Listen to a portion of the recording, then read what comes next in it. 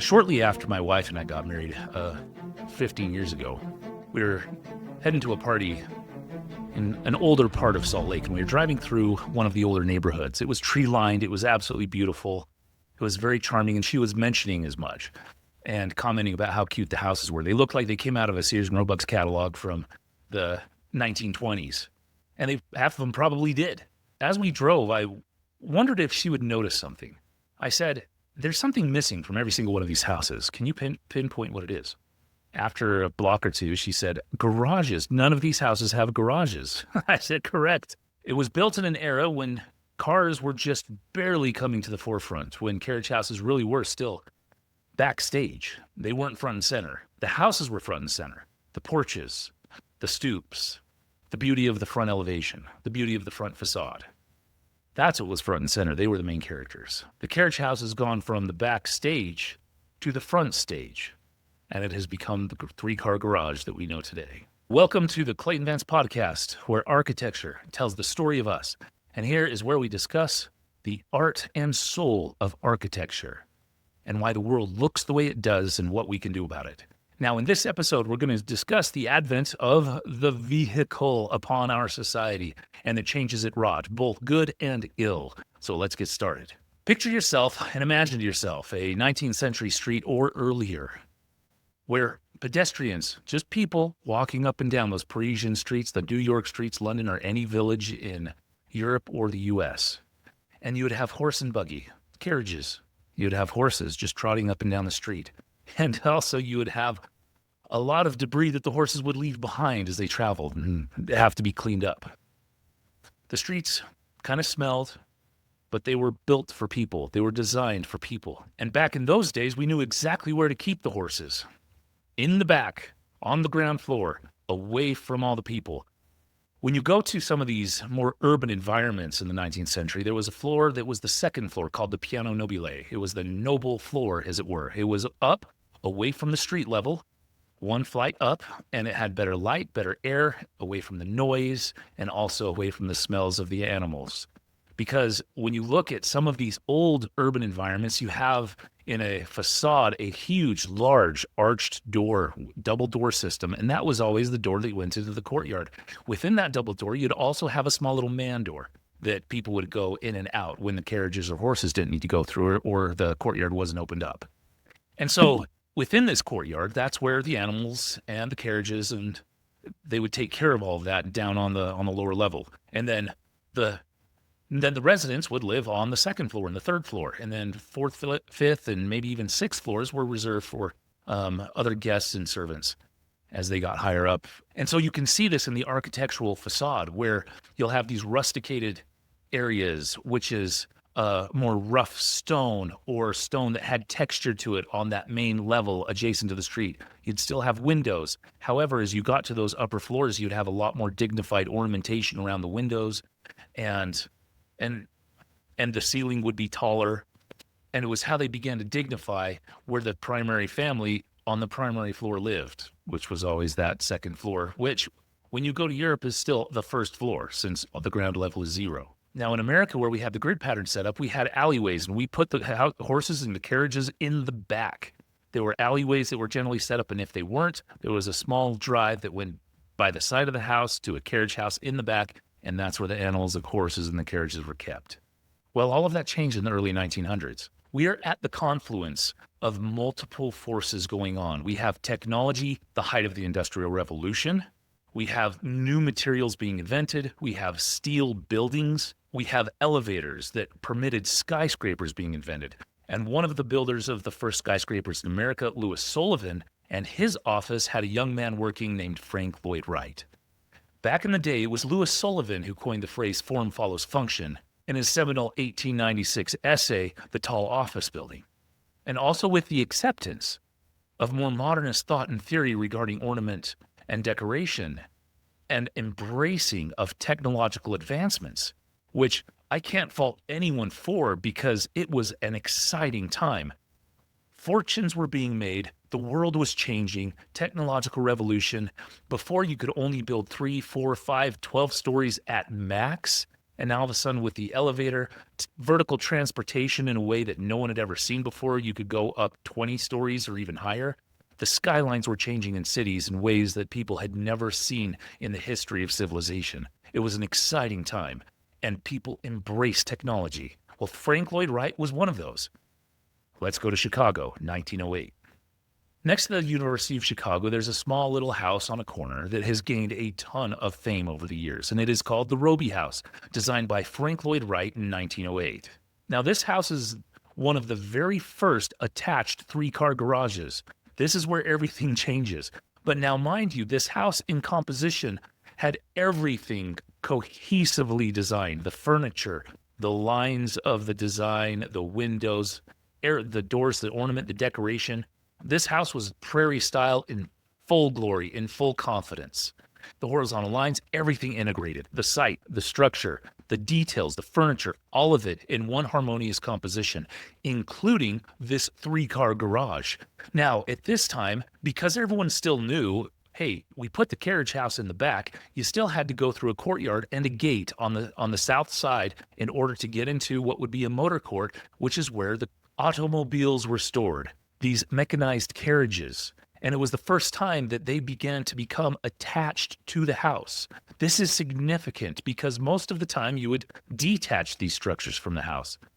Regardless of the inconvenience of walking through the snow in the wintertime to get to your house, it was just the reasonable thing to do. And when you're standing in that motor court, it is integrated so fully into the design that I find it very unoffensive. It's still a very pleasant part of the design of this particular residence. However, as everything became mainstream and we diluted the design of what garages and carriage houses could be, everything changed. So now we have the flood. Henry Ford in 1908 got the Model T out. And then by 1913, he had already got the mass production of this vehicle so tuned in and dialed that car registrations went from thousands to millions. This changed everything. And I know I keep saying that throughout the podcast, but you have to understand, when you change the horizontal transportation to take a single trip that used to take 20 minutes down to 5 minutes, that technological revolution allows you to do so much more with your life. And that becomes a cultural title shift. All of a sudden, the American dream became home ownership and vehicle ownership. And so what began to happen is we began to pave everything, all the streets. If you go back in historical documents, you can actually find old videos that were taken, those early videos where you still had carriages on the streets. They weren't paved with asphalt. There were some cobble streets, but they were mostly dirt. And that was for ease of cleaning up horse droppings, as it were. And then we began to just pave all of the streets. And that increased the heat island effect, which we can discuss in a different episode. We began to widen the streets. We began to accommodate for vehicles and for speed and efficiency.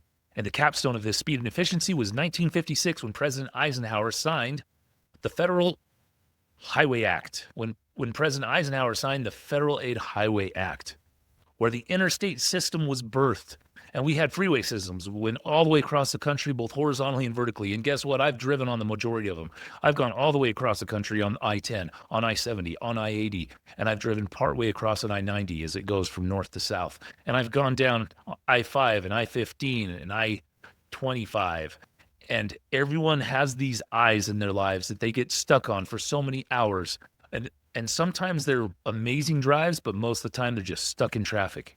But we need to be grateful for the opportunity we have to get from here to there in a more efficient manner. Everyone's seen the Disney cartoon Cars, right? That's the whole story of the freeway system killing Main Street. Well, that was a real thing. That did happen.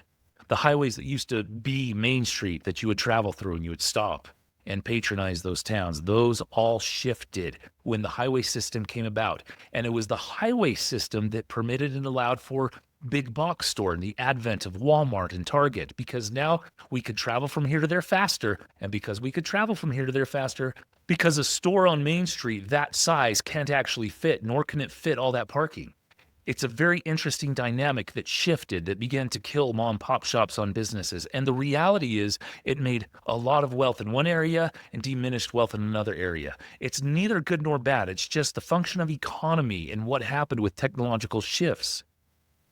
The causes, however, continue to be self-reinforcing.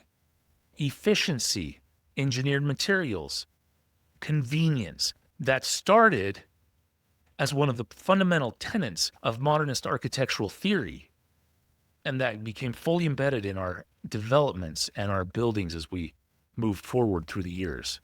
And families didn't just stick with one car because that wasn't enough. We went from 1 to 2 to 3 to 4 to 5, depending on how many kids you had, because you could no longer actually get from here to there without a vehicle because we lived so far away from the stuff we needed. And because we lived so far away from the stuff we needed, every single person who could drive needed a vehicle to drive because no one was going to the same place at the same time. And then zoning codes changed to require off-street parking and more parking lots and more asphalt. And the cycle continued. And the little quiet carriage house in the back that was for horse and buggy and a little motorized carriage becomes the front-loaded double and triple and quadruple car garage that we know today. It has become the giant mouth in the front elevation of all of our houses. Builders build towards convenience to put those garages right in the front, and so they just come right off the street because it is convenient, and convenience is what we were aiming for. And it still is what we aim for with our drive-thrus, everything about efficiency and convenience. There is very little beauty that is achieved through efficiency and convenience. For all of you who wear makeup and try to keep yourself healthy, you'll know that there is a lot of work and effort that goes into maintaining our physical bodies. The same goes for all of our buildings, our streets, and anything that we care about. The garage door has now become ubiquitous with suburban sprawl. It is now the lead vocals with a giant megaphone. And let's be fair in all of this. And you know what? Let's be real honest with all of this. I would not trade the convenience of what I drive going back 150 years to horse and buggy. Sure, that would be very novel and pretty cool for a time, but oh my gosh, I'd be missing my car because the reality is I drive a pretty decent car and I love it. It is a pleasure and a thrill to drive. The technology is wonderful, and I'm grateful for wide open streets where I can just put on the gas and have some fun. The advent of the car didn't just change culture for the bad, it changed it for the good. It offered more jobs, ability to get to new jobs. It offered less expensive housing, more space, more light, more air. It allowed for the advent of the so-called cul-de-sac, which I grew up in a few cul-de-sacs, and it really is a very fun, interesting place for a kid to grow up because the only cars that ever went in were just the cars that lived there. And so you played all of your night games and kick the can and a lot of other stuff in the middle of the street in the cul-de-sac. It was just how we were raised, and it was fun. And so there were so many things that just were embedded into my personal growing up experience. However, the pendulum has swung too far in the world of convenience. When the garage actually dominates the front facade, there's a few things that happen. Number one is that the reality is we just drive more than we walk. And because we drive more than we walk, and we have created streets that are no longer really pleasant to walk down because all you're looking at is a bunch of garage faces rather than houses, there's less human-to-human contact.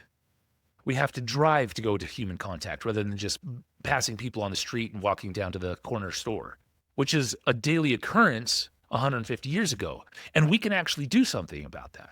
And now another thing that happened is we have more curb cuts, right? And so when you didn't have as many curb cuts, and what that means is where the curb of the sidewalk just dips down to accommodate the driveway that goes through, those break up the sequence of the walking experience for the pedestrian every time that happens. And so it loses some of the charm and loses the beauty every time you have a major 20 to 30 foot wide curb cut. If they're small and tiny, it's not that big of a deal, but the more there are, the more frequent and how large they are, it really diminishes the overall aesthetic experience when you're walking down a street.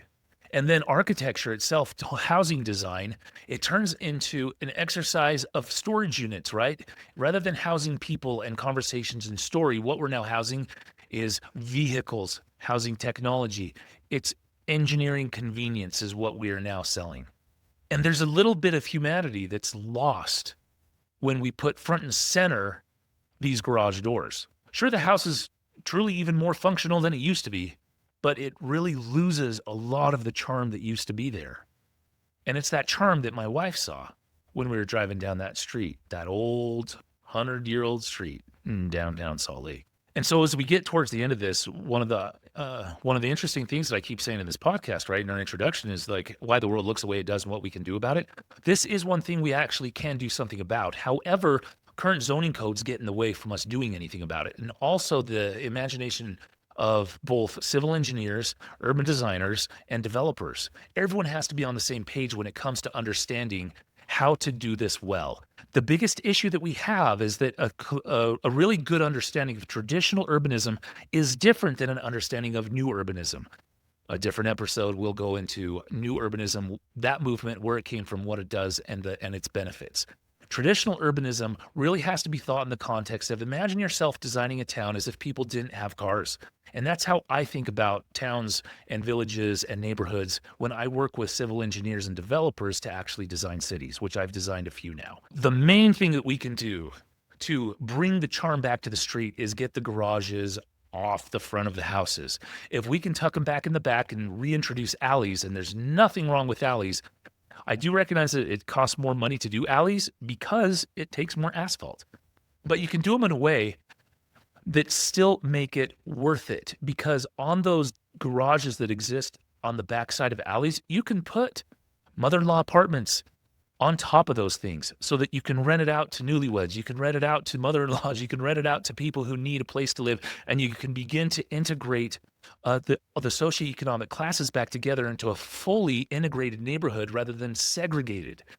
It's how society has lived for eons, and we separated it, and we're living with the consequences right now, where we feel so detached from other generations and other socioeconomic classes by virtue of the segregation that we have imposed upon ourselves through zoning. In all reality, zoning has become the last legal way we segregate, and it's a socioeconomic way we segregate. We say big houses here, small houses here, apartments here. I don't know how else to say it other than that's a socioeconomic segregation. Prior to all of that, what we had was, here's a lot, you put what you need on it in order to accommodate your needs, and you would have certain places where closer to downtowns, you would have apartment buildings, not apartment complexes, but apartment buildings. They were small developers who would provide an apartment building that had its own character, that wasn't a repeated cookie cutter apartment complex, and they worked in that urban environment. I know, I lived in one in Chicago, which was my first real experience with a true neighborhood in Jefferson Park. Another thing that we really need to do is make sure that in a traditionally planned environment, you're still going to lose the magic if you don't do traditional architecture. If you do modernist architecture in traditional environments, you're still going to lose the magic because it doesn't speak the same language. If you're going to speak the language of tradition, speak the language of tradition. And what I mean by that is there is within every architectural style prior to the 1920s, before modernists got rid of ornament, before it got rid of order, before it got rid of character, there was a language of detail, of craftsmanship, of order and visual hierarchy that was embedded into every single facade. And the front porches really spoke that language more than anything. And that's where people hung out and said hi to their neighbors. If we reintroduce a legitimate, beautiful front porch to houses, that will help change things if we get rid of the garages and we make streets worth walking down again. Because the reality is most streets just aren't worth walking down. I mean, seriously, go out, walk down the street that you live on and send me some pictures and let me know what it looks like. And I'm willing to bet if we were to compare notes, it looks very similar to mine. So those are just some few little things that we as architects, urbanists, civil engineers, planners, and developers can do to create a better world in the future. So those many years ago when my wife and I rolled down that absolutely charming tree-lined street, what we felt was proportion and priority. That priority was doors for people over doors for cars. It was windows for people over roll-up doors. It was people over parking. Back in early 1908, when Frank Lloyd Wright designed the Robie house, he got it right. He hid that garage back in a courtyard. And the reality is that our great-grandparents, those streets were correct. They were built in a traditional pattern. And we still love those towns today. In fact, those are some of the places we visit the most, is those old historic towns with the character ingrained and embedded into those streets and the architecture that makes up the walls of those streets. And that's the point of this whole show, is to show that patterns exist. The patterns have always existed, that for millennia we have done this right, and we can reclaim those patterns. All we have to do is just change the ordinances and the laws that force us into the patterns that we have today. We can choose better ones on purpose. So thanks for joining, and we'll see you next time.